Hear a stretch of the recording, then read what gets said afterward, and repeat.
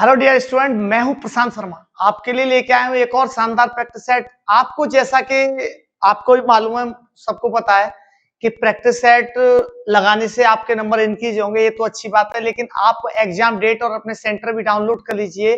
आपका admit card आपके सरकारी रिजल्ट पे आ चुके हैं और आप अपने सेंटर पे देख के जाइएगा और पेपर को बहुत ही बेहतरीन तरीके से, और आपको क्या रणनीति है उसको तैयारी करिए और आप बनाइए कि मुझे कौन सा सब्जेक्ट पहले अटेम्प्ट करना है। जो आपका सबसे अच्छा सब्जेक्ट है उस पर कमांड आप लास्ट में करिएगा, क्योंकि ये ठीक है।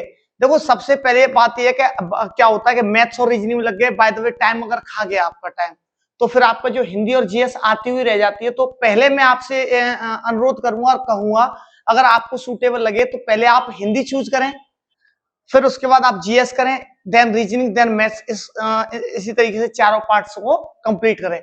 चलिए, तो आइए क्लास का एक प्रैक्टिस सेट स्टार्ट करते हैं पहले क्वेश्चन से। बिना किसी देरी के हम लोग स्टार्ट करते हैं पहला क्वेश्चन।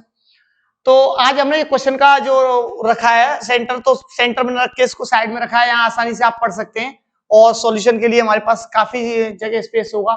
तो सिंपल सी बात है, इस क्वेश्चन को सॉल्व करते हैं कि एक खिलौना अंकित मूल्य पर 1800 रुपए में, 1800 रुपए था, मतलब अंकित मूल्य की बात करें तो बेटा एमआरपी की बात कर रहा है। ये एक होता है आपका एमआरपी और एक होता है सीपी और एक होता है एसपी। आप सभी लोग जानते होंगे। आपका जो एमआरपी होता है ये क्या होता है? छपा हुआ मूल्य होता है। सीपी जिस पर वस्तु खरीदी जाती है और ये एसपी इस पर वस्तु बेची जाती है। तो इस क्वेश्चन को बहुत ही सिंपल, बहुत ही आसान क्वेश्चन है। आसान क्वेश्चन को चलिए आइए बनाते हैं हम लोग। एक खिलौना जिसका मूल्य एमआरपी 1800 रुपए है। मैं आपको बता दूं, हमेशा जो डिस्काउंट दिया जाएगा वो एमआरपी पे दिया जाता है, और जब तक क्वेश्चन ना बोले बिक्री के दौरान 20% और 15% की लगातार दो छूट दी जाती है। तो ये 20% और 15% की दो लगातार छूट दे रहा है। तो आप यहाँ पे कुछ नहीं करना। अगर 20% छूट है तो 100 में से 20 को घटा देंगे, 80/100, और 15% को घटाएंगे 100 में से तो 85/100। क्या सर क्यों घटाया? कि डिस्काउंट दिया है, हमें केवल 80% पे करना है और जो आएगा उसका 85% पे करना है। आपकी दो जीरो से यहाँ दो जीरो मिनिमाइज हो जाएंगी। आप अगर इसको काटेंगे, एक इससे कटेगा, 20 से 4 बार कटेगा, 20 से 5 बार कट जाएगा, 5 से काटेंगे तो 17 टाइम कटेगा। और अगर इसको हम लोग मल्टीप्लाई करेंगे तो ये हो जाएगा 17 चौक 68, 68 18, इन दोनों को मल्टीप्लाई करेंगे तो ये आएगा 1224, जो कि इस क्वेश्चन का आंसर होगा। अगर एक बार और चेक कर लेते हैं इसको, 18/144 बिल्कुल ठीक है। इस क्वेश्चन का जो आंसर रहने वाला है वो बी ऑप्शन रहेगा। तो आशा करता हूं बहुत ही आसान क्वेश्चन था, समझ आया होगा। चलिए अगले प्रश्न पे चलते हैं हम लोग। अगला क्वेश्चन है कि 15% के लाभ और 9% की हानि के बीच का अंतर कितना है भाई? 668 रुपए है। सिंपल सी बात है कि अगर कोई चीज 100 रुपए थी, अगर 15% की लाभ बात करूंगा तो कितना हो जाएगा आपका? 115 रुपए। अगर मैं हानि की बात करता हूं, यहाँ पर प्रॉफिट की बात की मैंने 15% की, यहाँ लॉस की बात करता हूं 9% की, तो लॉस रहेगा आपका 9 क्यों है? हाँ 9% है, तो यहाँ हो जाएगा ये आपका 91। तो इन दोनों का जो डिफरेंट आने वाला है वो डिफरेंस रहेगा 24। डिफरेंस रहेगा वो कितना रहेगा? 24। 24 रेशियो की जो वैल्यू आएगी वो आपकी 768 आएगी, और इससे से मिनिमाइज करेंगे तो ये हो जाएगा आपका, इसे से काटेंगे, 8 से काटेगा 3 बार, 8 से काटने 8 नाम 72, ये हो जाए 9, 8 नाम 72, 4 बचे 8 सिंग 48। अगर 3 से काटेंगे तो एक रेशियो की वैल्यू आएगी 32 आएगी। और अगर हमें तो क्या चाहिए? सीपी चाहिए। वो पूछ रहा है कि वस्तु का लागत मूल्य कितना है। सीपी चाहिए तो 100% की वैल्यू चाहिए, तो ये 3200 जो होगी ये कॉस्ट प्राइस होगा, जो कि इस क्वेश्चन का आंसर होगा। तो बहुत ही सिंपल क्वेश्चन था, समझ में आया होगा।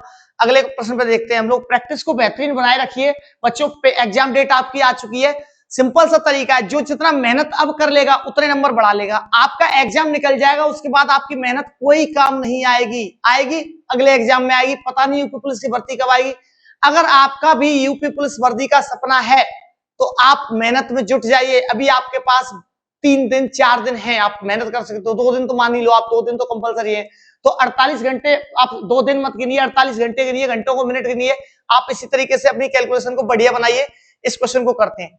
एक सुबह वैदेही, बेटा ये वैदेही है जो एक महिला का नाम है, अपने घर से कार्यालय के लिए साइकिल पर 15 किलोमीटर प्रति घंटे की गति से गई, लेकिन बहुत अधिक यातायात, भैया बीच में से ट्रैफिक मिल गया, ट्रैफिक के कारण उसे 10 किलोमीटर प्रति घंटे की गति से मतलब औसत स्पीड उसकी रही, तो यात्रा के लिए औसत स्पीड कितनी है। अगर देखो औसत स्पीड का क्वेश्चन कभी भी आ जाए, क्योंकि यूपी पुलिस में कई बार आया है, तो मैं आपको सिंपल सा तरीका बताता हूं कि एक तो पैटर्न है कि आप एवरेज स्पीड का निकाल सकते हो। जब एवरेज स्पीड पूछ रहा है आपको कि 2x/x upon x plus y, आप इससे सॉल्व कर सकते हैं कि 2 इंटू 15 इंटू 10 अपॉन 10 प्लस 15, इसे सॉल्व कर देंगे तो ये हो जाएगा 12 किलोमीटर पर आवर। अगर इसे सॉल्व करेंगे तो ये हो जाएगा 15 150 300 300 बटे 25 होगा 12 किलोमीटर प्रति घंटे। ये सिंपल तरीका है।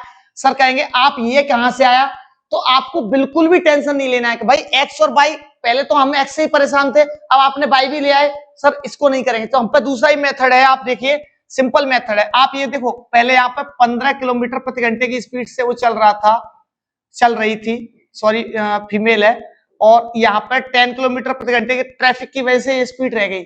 अगर इन दोनों का एलसीएम लेता हूं तो एलसीएम आएगा दोनों का कितना आएगा 30, एलसीएम दोनों का 30 रहेगा। यहाँ पे डिवाइड करूंगा तो इसकी एफिशिएंसी 2 आ जाएगी, यहाँ पे डिवाइड करूंगा एफिशिएंसी 3 आ जाएगी। अब देखो ऐसा कंसेप्ट लेके आया हूं शानदार। आप कहोगे सर एलसीएम तो इस तरीके का कंसेप्ट तो हमने वर्किंग टाइम में देखा है।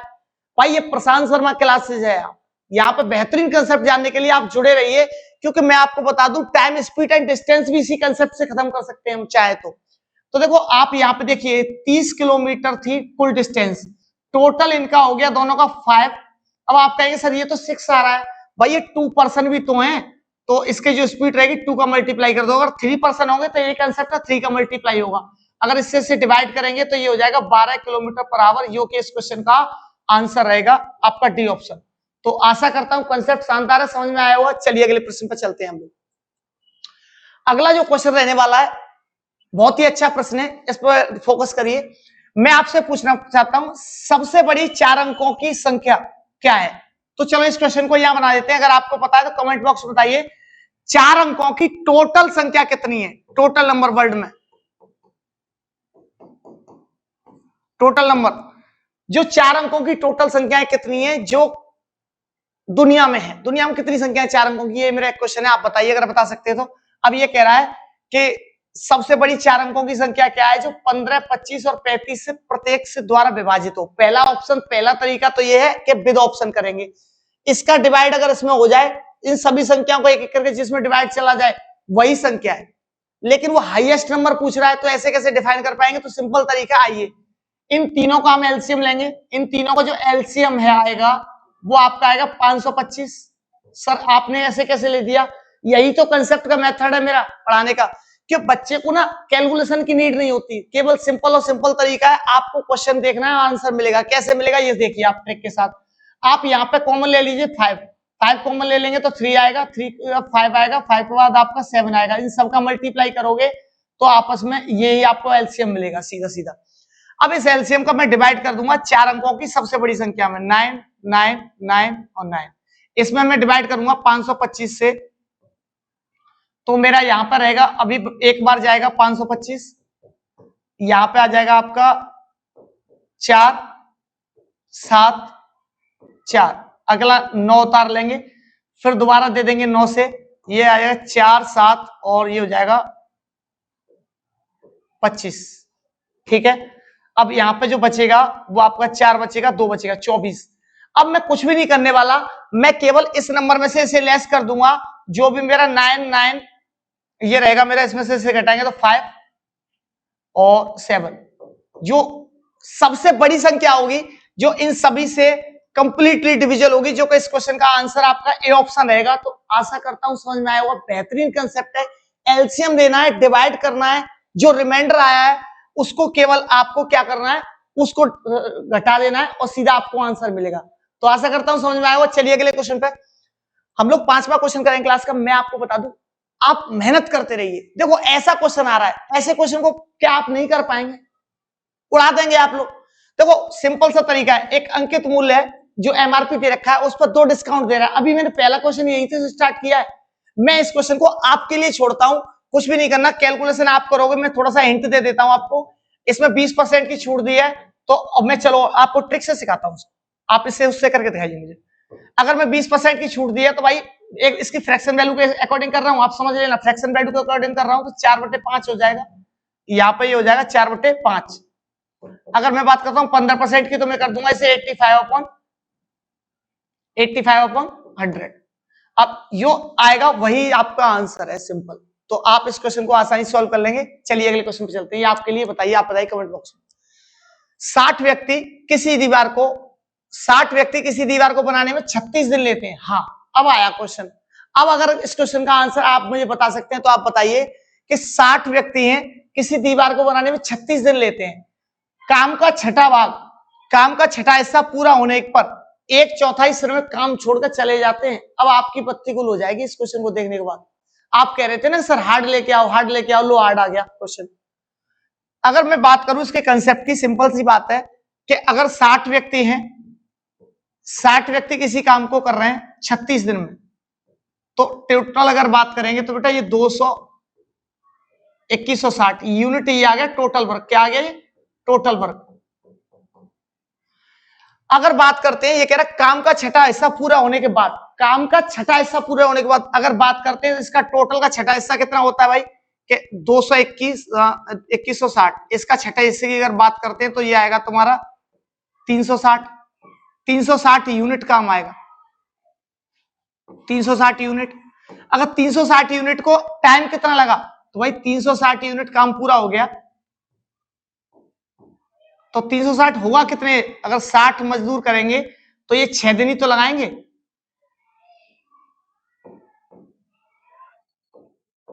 6 दिन में कर लेंगे। अगर बचेगा काम कितना? 1800। अब ये कह रहा है कि हिस्सा पूरा होने पर सिर्फ काम छोड़कर चले जाते हैं, मतलब 1/4, आप 1/4 की बात की गई यहाँ पे। क्या की गई है? 1/4 मेंबर जो है वर्कर काम छोड़ के चले जाते हैं। अगर 1/4 अगर निकालेंगे हम लोग इसका तो 1/4 करेंगे 60 का, तो ये हो जाएगा आपका 15। तो 15 अगर मैम छोड़ के चले जाएंगे तो कितने बचेंगे? 45। अब 45 मेंस उस काम को करेंगे, कितना काम बचा है इससे अगर काट देंगे तो यहाँ पे 45 मेंस जो लगाएंगे टाइम, वो लगेगा आपका 40 दिन। अब आपसे पूछा क्या गया है कि पूरा काम होने में कुल मिलाकर कितने दिन लगेंगे। अगर आपसे पूछा जाता शेष काम होने में कितने दिन लगेंगे, तो शेष काम होने में तो लगेंगे बेटा 40 दिन। अगर बोले पूरा काम होने में तो 6 दिन पहले हुआ, 40 ये होगा प्लस 6 ये होगा, 40 दिन जो लगेंगे इस पूरे काम को कंप्लीट होने में लगेंगे 40 दिन। तो क्वेश्चन आसान था, टफ लग रहा था, लैंग्वेज अच्छी थी। तो चलिए अगले प्रश्न पे चलते हैं हम लोग। हाँ, अगला क्वेश्चन मेंसुरेशन से फिर आपके साथ बहुत अच्छा क्वेश्चन है।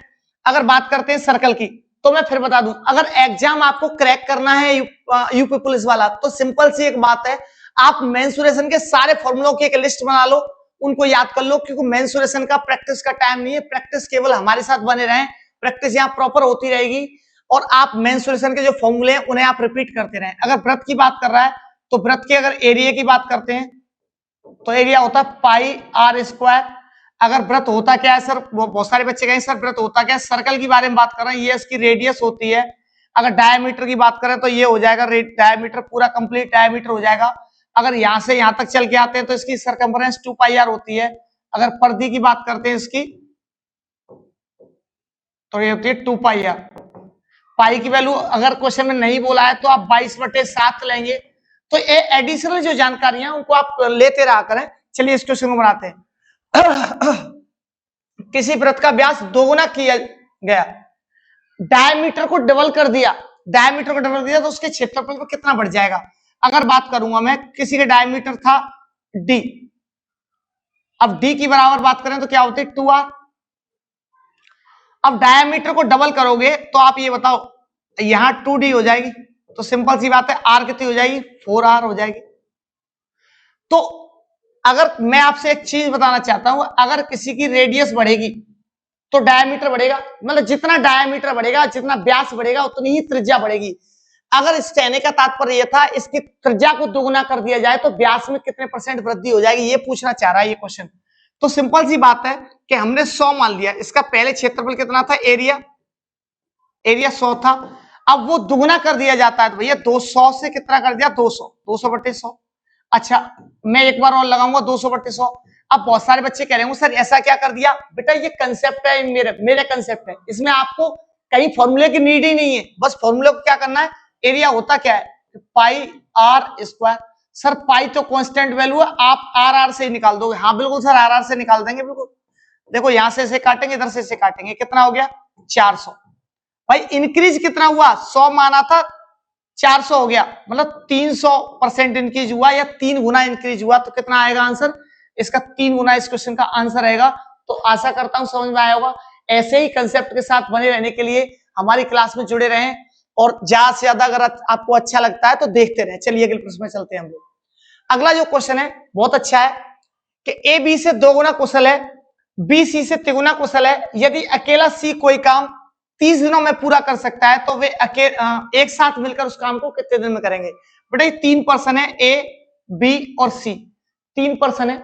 इन तीनों पर्सन की जो बात की जा रही है कि ए बी से 2 गुना कुशल है और बी सी से 3 गुना कुशल है। सी के बारे में किसी ने कुछ नहीं कहा ना, जिसने सी के बारे में नहीं कहा तो सिंपल सी बात है कि हम कह देते हैं, सिंपल, कोई दिक्कत नहीं है। कोई जिसके बारे में कोई कुछ नहीं कहेगा उसके बारे में हम कहेंगे। अब ये क्वेश्चन में बोला है क्या है कि बी सी से 3 गुना, मतलब सी से 3 गुना, तो ये 3x हो जाएगा। मैं कुछ भी नहीं करता, केवल क्वेश्चन पढ़ता हूं, क्वेश्चन से ही सीधा आंसर निकालता हूं, और ये इससे दुगुना है, मतलब 6x हो जाएगा।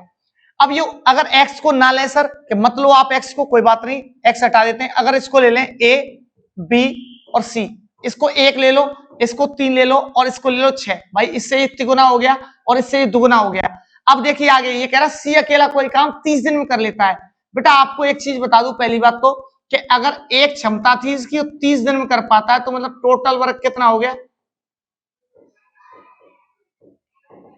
30। सर ये क्या कर रहे हो आप, मैं ये कर रहा हूं इसकी एफिशिएंसी का और टाइम का कभी भी अगर मल्टीप्लाई कर दिया जाता है तो वहां से टोटल टाइम निकल आता है, एफिशिएंसी का और टोटल टाइम का मल्टीप्लाई।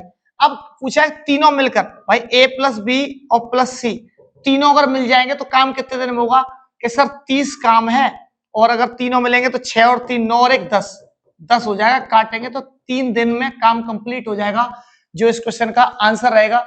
आशा करता हूं कठिन क्वेश्चन है लेकिन समझ में आया होगा। चलिए अगले प्रश्न पर। किसी आयत की लंबाई तथा चौड़ाई का अनुपात 5:6। मैंने हर सेट में मेंसुरेशन से क्वेश्चन रखा है, हर टॉपिक से क्वेश्चन रखा है। आपकी मेहनत ही आपको सिलेक्शन दिलाएगी, इसलिए आप जुड़े रहिए।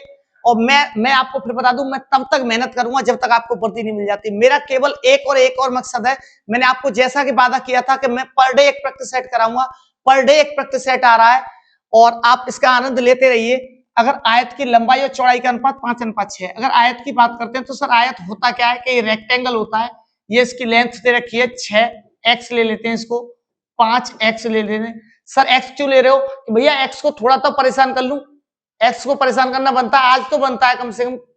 चलो आगे, अगर यहाँ पे देखिए इसका अगर एरिया की बात करेंगे, एरिया होता है बेटा, एरिया होता है L इंटू बी, लंबाई गुणा चौड़ाई।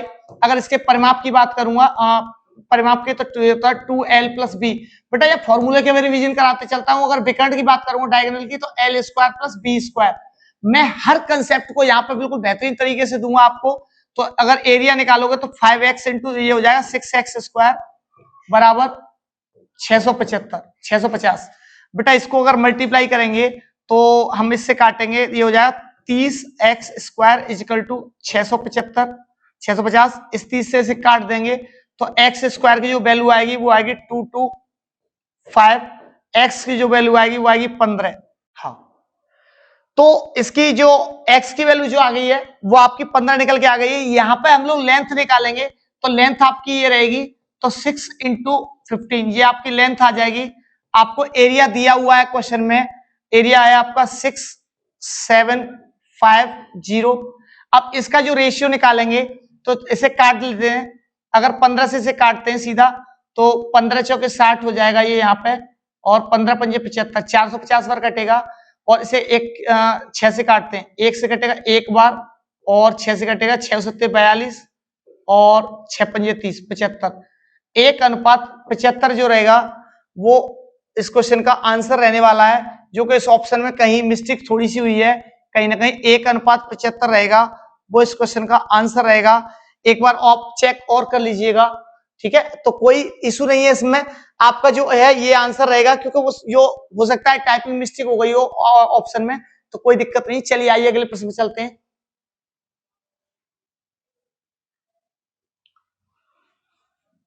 एक छात्र के अंक 68 के बजाय 88 के रूप में दर्ज किए गए, मतलब 68 गिनने थे 88 गिन गए।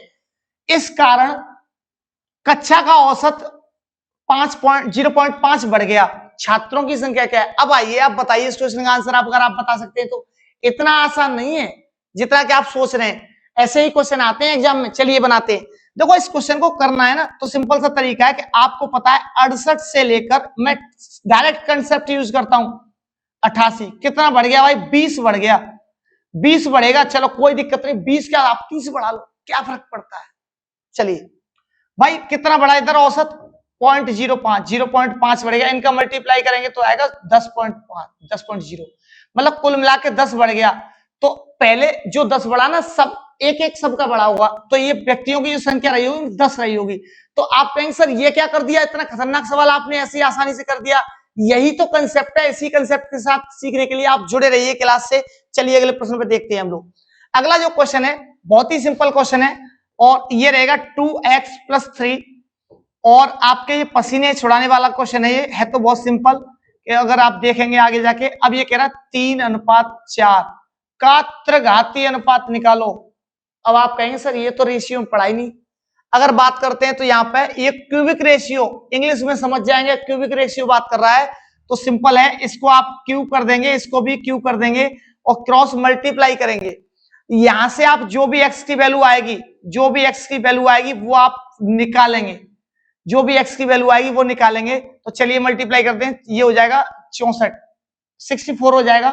अगर बात करें 64 का मल्टीप्लाई करेंगे इसमें तो ये आएगा 128, एक्स प्लस 64 का 3 में करेंगे और ये हो जाएगा तुम्हारा 192, 192 हो जाएगा ये आपका। आगे 27 का, यहाँ पर 27 का इसमें मल्टीप्लाई किया तो ये आपका आया 5x का, इसमें करेंगे 135 हो जाएगा, प्लस 27 चौके होते हैं जो आपके 108 होते हैं, 108। अब हम इसको इधर लेके जाएंगे, इधर तो ये बचेगा हमारा 9x, ये बचेगा 2 और नहीं ये बचेगा 7x, सॉरी 28 में से 35 गए तो ये 7x बचेगा, 7x इधर बचेगा इजिकल टू, अगर हम 108 इधर लेके आएंगे तो इसमें से घटाएंगे तो 12 में से 8 गए तो ये 4 बचेगा और 18 में से 10 गए 8, 84। x की जो वैल्यू आई, x की वैल्यू जो आएगी वो 12 आएगी, 12। और उसने पूछा क्या, x का वर्ग ज्ञात कीजिए। x का जो वर्ग आएगा, अब सिंपल सी बात है, x का वर्ग आएगा 144।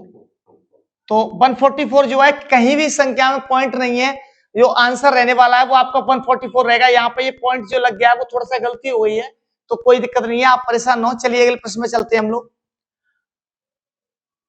अगला जो क्वेश्चन है बहुत ही सिंपल है। 10% वार्षिक ब्याज की दर से 2 वर्ष की अवधि के लिए एक निश्चित मूलधन पर साधारण ब्याज और चक्रवृद्धि ब्याज से 10 रुपए कम है। अब आप समझिए यहाँ पे कि आप SICI का फॉर्मूला लगाएंगे?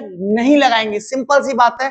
हमारे पास एक कंसेप्ट है कि अगर 10% की फ्रैक्शन वैल्यू पूछ रहा है तो ये बताइए मुझे 10% से कैलेंडर बढ़ाएंगे, पहली साल का 10 रहेगा, दूसरी साल का भी 10 रहेगा, ये फर्स्ट ईयर का हो गया, ये सेकेंड ईयर का हो गया, और 10 का 10% 1 होता है। देखो ये 1 की वैल्यू दी है, SI और CI का, ये क्या होता है बेटा कि ये होता है 2 ईयर का SI फॉर 2 ईयर, ये क्या होता है CI डिफरेंस SI। तो सर एक रेशियो की वैल्यू कितनी दी है आपको? 10 रुपए दी है, आपको प्रिंसिपल निकालना है, तो प्रिंसिपल निकालना है तो 100 रेशियो की वैल्यू चाहिए, तो आपका 1000 इस क्वेश्चन का आंसर होगा। तो देखो 3 लाइन में आंसर है, मतलब पेन चलाना ही नहीं है। चलिए अगले प्रश्न पे चलते हैं हम लोग। तो आप बेहतरीन प्रश्नों को करते रहिए। चलिए अगले प्रश्न को देखते हैं। 5 अंकों की सबसे बड़ी संख्या और सबसे छोटी 4 अंकों की संख्या के बीच का अंतर ज्ञात करें। ऐसा बच्चा क्वेश्चन है, आसानी से बच्चे भी जवाब दे देंगे। चला आप बताइए। देखो मैं आपसे बात करूं 5 अंकों की संख्या की, तो 5 अंकों की मुझे आपने बताया नहीं, मैं आपसे पूछना चाहता हूं कि 4 अंकों की सबसे बड़ी संख्या कौन सी होती है? तो आप कहेंगे 9, 9 लिख दीजिए 4 बार। मैं आपसे पूछूं कि 4 अंकों की संख्या दुनिया में कितनी होती है? सर 4 अंकों की संख्या दुनिया में बताया था 9000 होती है। आप कहेंगे सर कैसे कहोगे? मैं कह सकता हूं 1 अंक की संख्या दुनिया में कितनी होती है? सर 9 होती है। 2 अंक की संख्या कितनी होती है? सर कि 2 अंकों की संख्या होती है सर 90। 3 अंकों की संख्या कितनी होती है? कि 900 होती है। 4 अंकों की संख्या कितनी होती है? 9000 होती है। अगर 5 अंकों की संख्या दुनिया में कितनी होती है? कि 90000 होती है। अब आप कहें सर कैसे? तो मैं कंसेप्ट बताऊंगा आपको पूरा, आप अभी ये याद रखिए, पेपर में आता है।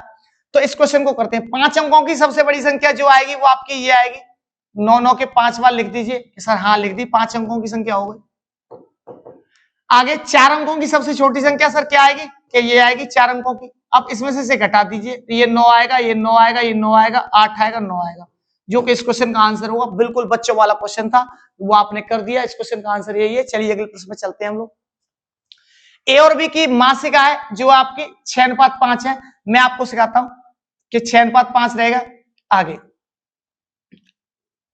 ये ए है और ये बी है, इनकी जो मासिक आय है वो कितनी है, 6:5। तो सिंपल सी बात है, इसको 6x ले लेते हैं, और ये इनकम की बात कर रहा है, ये इनकम की बात कर रहा है 6x, और ये हो जाएगा 5x। और उनके खर्च का अनुपात कितना है, एक्सपेंडिचर की बात की जाए तो 4/3 है। यदि प्रत्येक माह 400 रुपए की बचत करते हैं, तो सिंपल सी बात है, यहां से 6x माइनस भाई 6x रुपए कमाए और 4/2 खर्च किए, बराबर 400 ही तो बचा है। हाँ सर बिल्कुल सही है, ये आपका इक्वेशन 1 हो जाएगा। अगर दूसरे ने क्या किया, 5x माइनस 3/2 इजिकल टू, उसने भी भाई 400 बचा है, ये इक्वेशन 2 हो जाएगा। इक्वेशन 1 और इक्वेशन 2 को सॉल्व कर लेंगे, यहां से इसका आंसर मिल जाएगा आपको x और y के। जो x की वैल्यू आएगी उसको आप निकालेंगे। x की वैल्यू निकाल लेते हैं यहां से, तो x की वैल्यू निकालनी तो y को क्रॉस करेंगे, तो इसमें 3 का मल्टीप्लाई करते थे, इक्वेशन 1 में मल्टीप्लाई कर देते हैं 3 का, और इक्वेशन 2 में मल्टीप्लाई कर देते हैं हम लोग 4 का। अगर मल्टीप्लाई करेंगे इसमें 3 का, तो ये हो जाएगा आपका 18x माइनस 12/2 बराबर 1200, और अगर यहाँ पे 4 का मल्टीप्लाई करेंगे तो 20x माइनस ये हो जाएगा 12/2 बराबर ये भी 1200। अगर बात करते हैं यहाँ पे सिंपल तरीके से, तो इसको लॉस नहीं यहाँ पे हो जाएगा, इसमें हमने 4 का मल्टीप्लाई, ये 1600 हो जाएगा, ये हो जाएगा आपका 1600। अब देखिए यहाँ पे माइनस प्लस माइनस, ये दोनों आपस में कट जाएंगे। अगर इसकी बात करते हैं तो यहां से इधर सॉल्व कर देता हूं, यहां -2x बराबर, अगर यहां घटाते हैं तो -400, हाँ 1200 600 सही है, -400 आएगा। अब यहां से कट जाएगा, x की वैल्यू आई वो 200 आई। अब आपसे पूछा क्या है कि उनकी आय का योग क्या होगा, तो उनकी आय का योग कितना है। यहां पर अगर बात करते हैं 5 और 6 11 और 11x दे रहा है, तो x की वैल्यू रख देंगे 200, तो ये हो जाए 2200। तो आशा करता हूं आसानी से क्वेश्चन समझ में आया होगा। अगर आपको नहीं भी समझ में आया तो आप इसको रिप्लेस करके देखिए, बहुत ही सिंपल कहानी है। मैं आपको एक समझा देता हूं कि अगर ये a है और ये b है, ये 6 और 5 दे रखा है, और इनकी जो ये इनकम है, और इनकी जो एक्सपेंडिचर की बात की गई है, एक्सपेंडिचर दे रखा है उनका 4 और 3, वो दोनों, ये 400 रुपए की बचत करता है और दूसरा भी 400 ही बचत करता है। तो इसका इसमें मल्टीप्लाई कर लीजिए, ये आएगा आपका 18, इसका इससे मल्टीप्लाई कर लीजिए, इसका इससे मल्टीप्लाई कर लीजिए, ये आएगा आपका 20। इन दोनों का जो डिफरेंस आएगा, दो रेशियो की जो वैल्यू रहेगी वो रहेगी, इसका मल्टीप्लाई कर लीजिए 1200, इसका मल्टीप्लाई कर लीजिए 1600, इन दोनों का जो डिफरेंस आएगा वो रहेगा कितना, 400। तो यहां से बिना x के जो निकला है 1 की जो वैल्यू है वो 200 है। अब आपको क्या चाहिए, 6 और 5 11x, अगर 11 की वैल्यू चाहिए 200 से, तो 2200 हो जाएगा। तो आशा करता हूं क्वेश्चन समझ में आया होगा। तो ट्रिक है, आपको ये आपका ऑप्शन रहने वाला ये रहेगा। चलिए अगले प्रश्न में चलते हैं हम लोग। 1 रुपए 50 पैसे और 25 पैसे के सिक्के हैं। अगर बात करते हैं तो 1 रुपए का सिक्का है, एक 50 पैसे का सिक्का है, और एक 25 पैसे का सिक्का है। इस क्वेश्चन को ध्यान से समझिएगा, यूपी पुलिस का फेवरेट क्वेश्चन है ये। अगर बात की जाती है सिक्कों की संख्या, बेटा यह 2 तरीके के क्वेश्चन आते हैं। सिक्कों की संख्या दे रखी है, मूल्यों का अनुपात दे रखा है, किसका दे रखा है, कॉस्ट का। कॉस्ट का रेशियो क्या है भैया, कि 8:4 आपका 3 दे रखा है।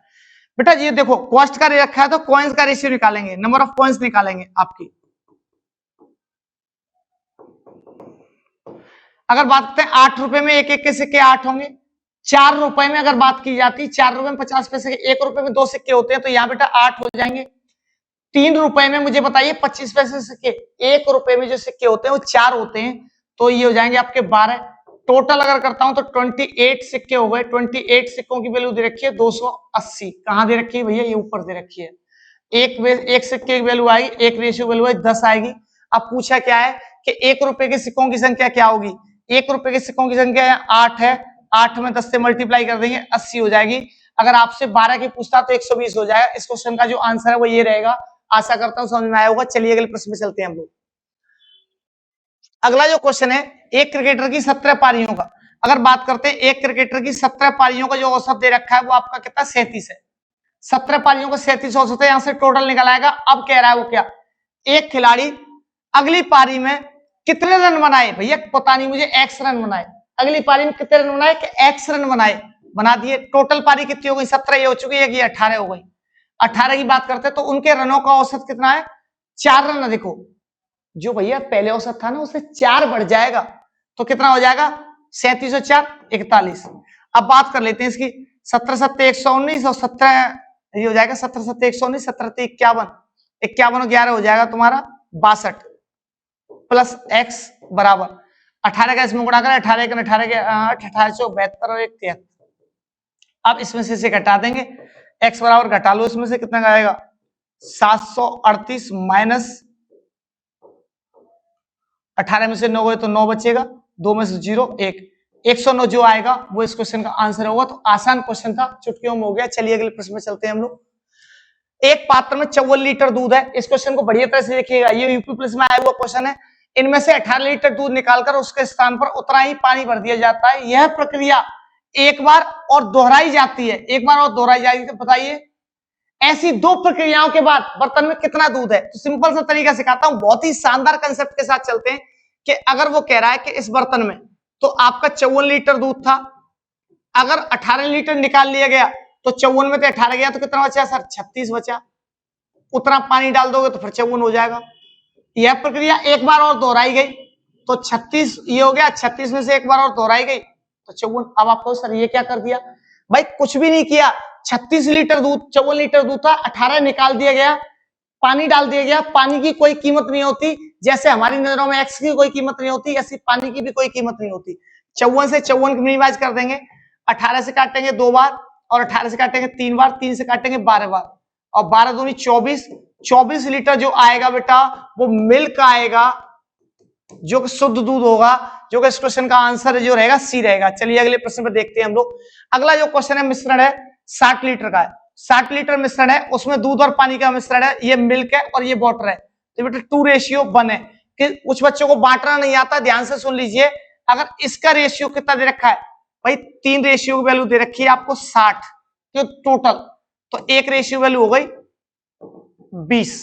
तो 20 दूनी 40 लीटर ये हो गया और 20 लीटर ये हो गया, बट गया। अब इसमें कितना पानी और मिलाया जाए? भाई कितना पानी? वाटर मिलाने की बात कर रहा है इस वाटर की, तो अगर पानी को ले लेते हैं 20 लीटर ये था प्लस x लीटर पानी और डाल दिया जाए सर इसमें, और बाकी दूध को ऐसे ही रहने दो, सेफ दूध नहीं मिल पा रहा है। कितना पानी और मिलाया जाए ताकि मिश्रण में पानी का दूध और पानी का अनुपात 1:2 हो जाए, मतलब दूध हो जाए 1 और पानी हो जाए 2, 2:1 हो जाए। ध्यान से सुनना, जो पानी का रेशियो वो 2 है और दूध का रेशियो 1 है। यहां से मल्टीप्लाई करेंगे तो ये हो जाएगा तुम्हारा 20 प्लस x बराबर 80। तो x बराबर ये हो जाएगा, इसे इधर पक्षांतर करेंगे तो ये है 60 लीटर और डाल देंगे तो इस क्वेश्चन का जो आंसर है ये रहेगा। तो समझ में आया होगा आशा करता हूं। चलिए अगले प्रश्न में चलते हैं हम लोग। 3 पाइप एबीसी में एक टैंक में है। 3 पाइप एबीसी, भाई 3 पाइप है। एक ए पाइप है ये आपको 12 घंटे में भरती है, बी पाइप है ये आपकी 15 घंटे में भरती है, सी पाइप है ये आपकी 30 घंटे में भरती है, जो भी करती है। अगर एलसीएम जो आएगा इसका 30 आ जाएगा बेटा, यहाँ पर 30 नहीं, इसका एलसीएम जो आएगा वो 60 आएगा, एलसीएम 60 आ जाएगा। यहाँ पे भाग लगाएंगे 5 आएगा, यहाँ भाग लगाएंगे 4 आएगा, इसका भाग लगाएंगे 2 लीटर। अब उसने कहा क्या है? यदि पाइप ए हमेशा खुला रहता है, पाइप ए हमेशा खुला रहता है, कोई टेंशन नहीं है, खुला रहने दीजिए, और बी और सी बारी बारी से 1-1 घंटे के लिए खोले जाते हैं, तो टैंक बनने में कितना समय लगेगा? पहले बेटा ए प्लस बी चले, अगर ए और बी चलेंगे दोनों तो कितना भरते हैं? 9 लीटर पानी। दूसरे घंटे की अगर बात करें तो ए प्लस सी चला होगा तो कितना भरेंगे ये 7 लीटर पानी, मतलब 2 घंटे में पानी कितना गया, 2 घंटे में पानी गया सर 9 7 16 लीटर। अब ध्यान रखना इस 16 का इसमें डिवाइड करेंगे, कितनी बार जाएगा सर, आसानी से 3 बार चला जाएगा। तो 3 और 3 का दोनों साइड मल्टीप्लाई कर देंगे तो ये हो जाए 6 घंटे में जो भरा गया वो कितना भरा गया 48।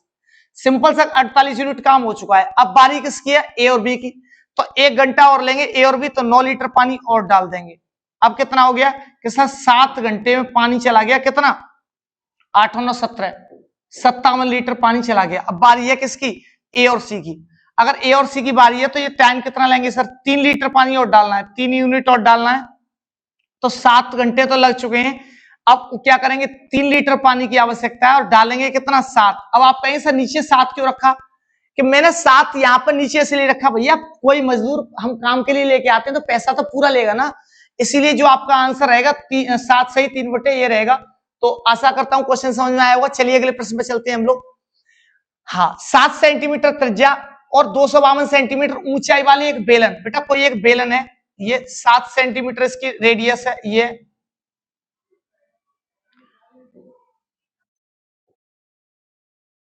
इसकी ऊंचाई है 252 ये हाइट है इसकी, और ये रेडियस है ये 7 है। इसको पिघलाकर, बेटा इसको पिघलाकर किस में बदला गया है, एक गोला बनाया गया है, एक बॉल बनाई गई है इस तरीके से। तो पूछा है गोले की त्रिज्या ज्ञात करो। तो बेटा सबसे पहले मैं बताऊं आपको निकालना है, तो 4 बटे यहां पे आएगा ये गोले की त्रिज्या 4/3 पाई आर क्यूब बराबर हो जाएगा पाई आर स्क्वायर एच। सर ये क्या किया कि ये गोले का आयतन है और ये क्या है सर कि ये बेलन का आयतन है, ठीक है, दोनों के वॉल्यूम इक्वल रख लिए। अब पाई से तो पाई को हटा दो, पहले पाई को सॉल्व ही नहीं करना। अगर बात करते हैं 4/3 आर स्क्वायर, भाई ये तो हमें पता नहीं, अभी इन दोनों आरों को हम दोनों को अलग अलग ले लेते हैं तो पहचान तब भी रहेगी सर कि ये कौन सी वाली आर आपने यूज की है। यहां ये वाली आर ले लें, अब बड़ी कैपिटल।